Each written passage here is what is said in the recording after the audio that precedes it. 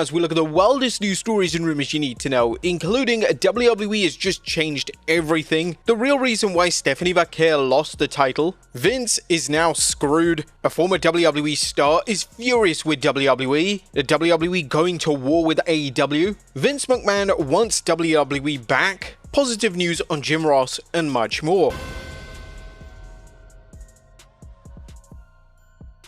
Now, first story looks at WWE just changed everything. Now, our top story today takes a look at two major title changes from last night's episode of NXT. Last night's NXT resulted in one of the most shocking episodes of TV in recent memory. Not one, but two title changes went down on the show. The first saw Ethan Page capture the NXT North American title by defeating Ricky Saints. The second, in one of the most surprising match finishes of the year, saw Jacy Jayne defeat Stephanie Vaquer to become NXT Women's Champion. The crowd were utterly stunned at these victories, especially the latter. There were virtually zero rumors of both names dropping the titles, and when it came to Vaquer, it looked like WWE were focusing on revolving the brand around her, but evidently they've changed their minds in a big way. But what was the real reason behind Stephanie Vaquer losing the championship? Now, in the wake of the two significant NXT title changes last night, it's now been reported by various sources that WWE will now be moving Stephanie Vaquer over to the Raw brand. Yeah, she's getting a call-up. Vaquer has made numerous appearances on the Red brand, and evidently WWE believe that the talented star being on NXT is the right fit. Whilst this makes sense, as Vaquer is one of the most gifted women's wrestlers in the world, NXT is in need of star power, especially if they're going to continue the tour around the US for major events. But there's not one, but two call-ups, and the second one being Jordynne Grace, who according to Corey Hayes on X, will be debuting on the SmackDown brand. Grace's run in NXT has been short and sweet, and she's a name that is destined for great things on the main roster. Grace has size and stature, and she has the ability to work with just about anyone. It does come as a surprise that WWE aren't willing until the WWE draft to make these call-ups official. However, with Evolution fast approaching, it's possible that WWE wants all their big hitters on the main roster in the hopes of making the event a huge success. Mariah May is also an interesting factor in this, as there are rumors that the former AEW Women's Champion is WWE bound, and whilst these initial rumors stated that she would debut on the main roster, it's possible that WWE books her to become the new face of NXT. Is it possible that May has indeed put pen to paper on a WWE deal and she's agreed to start in NXT? This would certainly explain why WWE have rushed through the Vaquer and Grace call-ups. A lot of fans were pushing for the idea of May to debut at Evolution, and this is indeed still possible, yet it's unclear how NXT will be presented at the event, especially with them having their own unique show that weekend.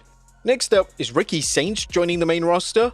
Since Ricky Saints dropped his NXT North American title last night, there's now rampant speculation on X that Saints is main roster bound. Saints is close friends with Cody Rhodes, and fans are theorizing that Rhodes may have pulled some strings to get Saints called up. Additionally, in NXT, when a wrestler drops a title, it's usually a big sign that they have received a nod for a call-up. Fans have been fantasy booking the idea of Saints joining Seth Rollins' faction, so this is interesting timing, and Saints seems like a natural fit for the villainous ensemble.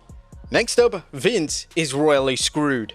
Now, there has been a major development in the Janelle Grant lawsuit, as according to Brandon Thurston over on X, John Laurinaitis has been dropped as a defendant in the case due to him providing evidence as part of a confidential settlement. New, John Laurinaitis has been dropped as a defendant in the Janelle Grant lawsuit against WWE and Vince McMahon. Grant's representatives say in the statement to Post Wrestling that Laurinaitis has agreed to provide her with evidence as part of a confidential settlement. Subsequently, Grant's legal team and Laurinaitis released a joint statement which read, John Laurinaitis has agreed to cooperate and provide evidence in Janelle Grant's lawsuit against Vince McMahon and WWE. His agreement to a confidential statement is a pivotal next step toward holding McMahon and WWE accountable and bringing justice to Ms. Grant after years of sexual abuse and trafficking. Mr. Laurinaitis looks forward to moving on with his life. We cannot provide any additional details at this time. Next up, an injured WWE star has surgery. The WWE star Zoe Stark took to Instagram stories yesterday to announce her medical status. It appears that Stark has now undergone surgery on her knee, and she captioned the photo by stating, "Road to recovery starts now." It's not been disclosed how long Stark will be out of action for, however knee injuries can be rather serious, so it's expected that Stark will be on the shelf for a considerable amount of time. Next up, a WWE name shoots on the product. Now, Bully Ray is a key part of the WWE product currently, and he's heavily involved with WWE's LFG series. Despite Ray being a central figure on one of WWE's shows, this hasn't stopped the WWE Hall of Famer from going in on the product during the latest edition of Busted Open Radio. According to Ray, the WWE product feels too pretty, and he calls out the WWE for overproducing the show. This product feels too pretty to me. This product is too slicked. This product is too produced. This product is almost too perfect. Everything is exactly where it should be. There's no loosey-goosey to it. There's no Wild West feel, you know? I love classy with a little bit of trashy. What I have right now is a very classy WWE product. Everything is perfect. I don't mean perfect in terms of storylines, but you get it. The way it's shot, the transitions, you know, would then address the use of celebrities on the current product. One of the things they're doing throughout the course of the show is incorporating all of these other stars. Oh, this person has a Netflix special and look who showed up on the show today. And then they had those two guys backstage. You know what? That's fine. But show me Tony Atlas in the crowd. Tony Atlas just came to mind, a former wrestler in the crowd. Ray would finish by saying that the WWE product is still clearly thriving, but these are criticisms that are often shared by fans, so it's incredibly interesting that he has actually spoken up about this. He makes a compelling point. Currently, the reception to the product is the most negative it's been since the TKO inception, yet the shows continue to sell out. The reactions on social media clearly aren't translating to the live crowds, and if this was the case, WWE would be struggling to shift tickets for main roster programming.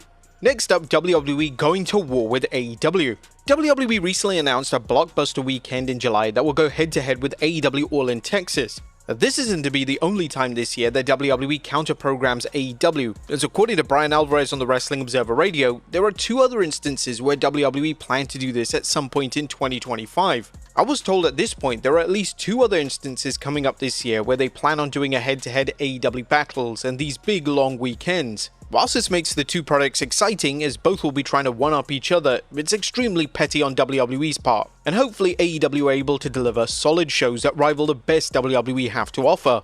Next up, a former WWE star furious with WWE. Now it appears that TNA decided to have a non-contracted TNA talent as their world champion has really upset Nick Nemeth. Speaking exclusively with Cultaholic ahead of TNA Against All Odds, Nemeth, who wrestled in WWE as Dolph Ziggler, expressed his anger at the situation.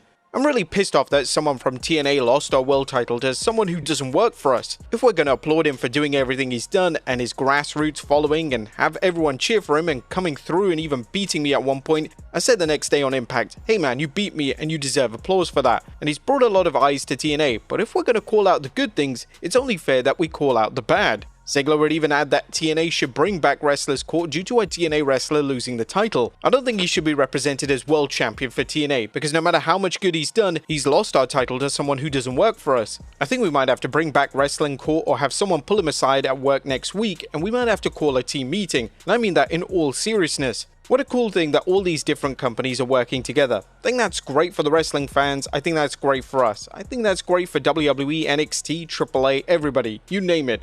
But if we're going to call out the good things, call out the bad. A TNA guy lost the world title to somebody else. Ziggler's comments are clearly a mix of kayfabe and reality, and the TNA locker room revolting against the WWE invasion would be a great storyline that could draw more eyes to their product. Next up, positive news on Jim Ross. And there's thankfully a positive update when it comes to legendary commentator Jim Ross. According to Conrad Thompson, JR's surgery went well and the doctors hope to have successfully removed the cancer from his colon. That this is wonderful news and hopefully the Hall of Famer is slowly but surely on the mend. We extend our best wishes to JR and we along with millions of fans across the globe wish him a very speedy recovery. And finally, Vince McMahon wants WWE back. Now, final story today takes a look at the sheer possibility of Vince McMahon buying back WWE. Last week, Jonathan Coachman was heavily criticized for claiming that McMahon would buy back WWE from TKO. However, on his latest podcast, Coachman has since doubled down on his belief, and he stated that it's true that McMahon wants WWE back. I mentioned on Twitter, and I've been, by the way, going viral. You've probably seen I've been quoted everywhere when I talked about Vince rebuying. I've been quoted everywhere, and the one thing I've yet to be wrong about anything. And so now all of a sudden I'm getting all of these websites because I have educated views and I also have people that are tipping me off. Now, do I know 100% he's going to buy? I know he wants to. And this would be truly insane. However, with this being pro wrestling, we can never truly rule anything out. But with that being said, it does seem unlikely as TKO seems incredibly happy with how WWE is running as a business. If McMahon ever did offer to buy back the company, then this would send WWE into a tailspin. McMahon still has a lot of issues to settle in his personal life, and the reaction from talent, sponsors and partners if it was formally announced that McMahon would be back would be earth-shattering.